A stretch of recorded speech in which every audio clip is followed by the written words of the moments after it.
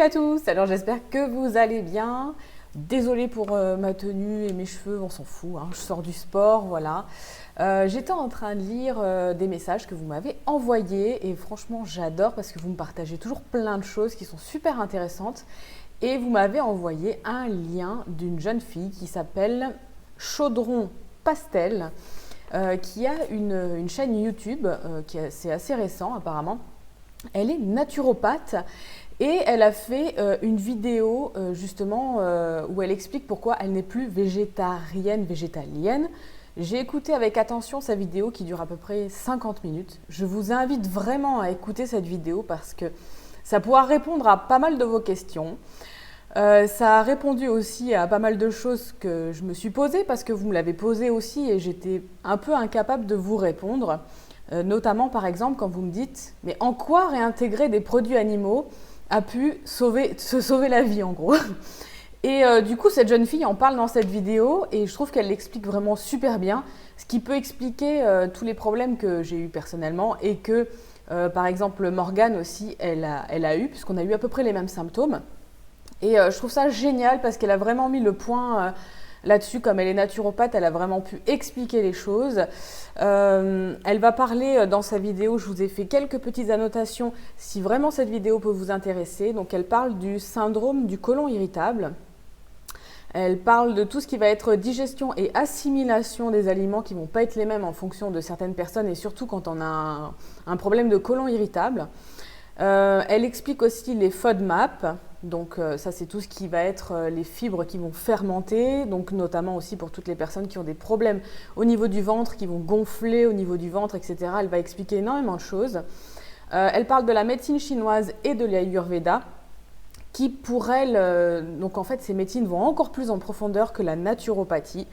Elle parle de toutes ces douleurs qu'elle a eues pendant son végétalisme, que c'était complètement atroce, qu'elle n'arrivait même pas à passer une demi-journée sans avoir mal au ventre, sans souffrir de ses problèmes digestifs, donc un ventre gonflé.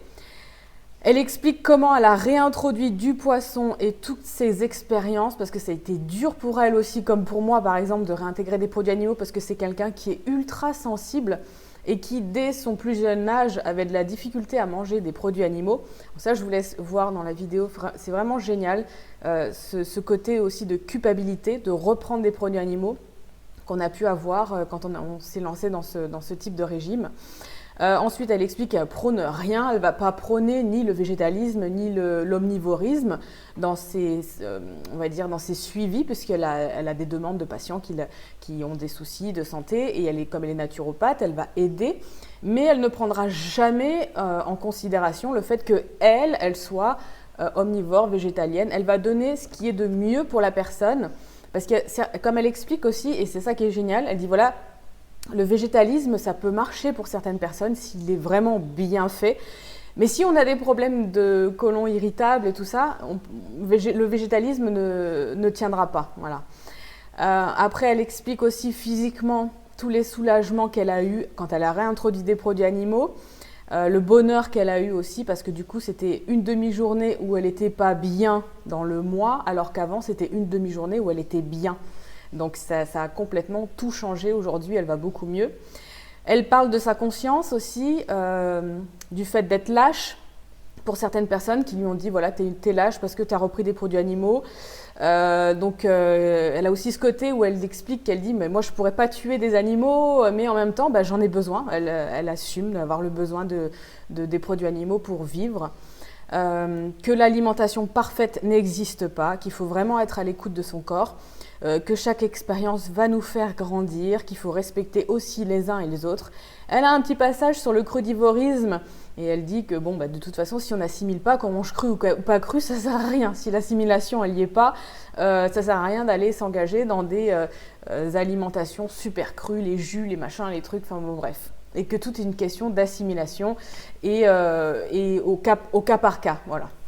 Donc je vous invite vraiment, vraiment à aller voir cette vidéo. 50 minutes, je sais, c'est long, mais ça vaut vraiment la peine. En plus, j'aime beaucoup le personnage, elle dégage quelque chose de très, très sympa.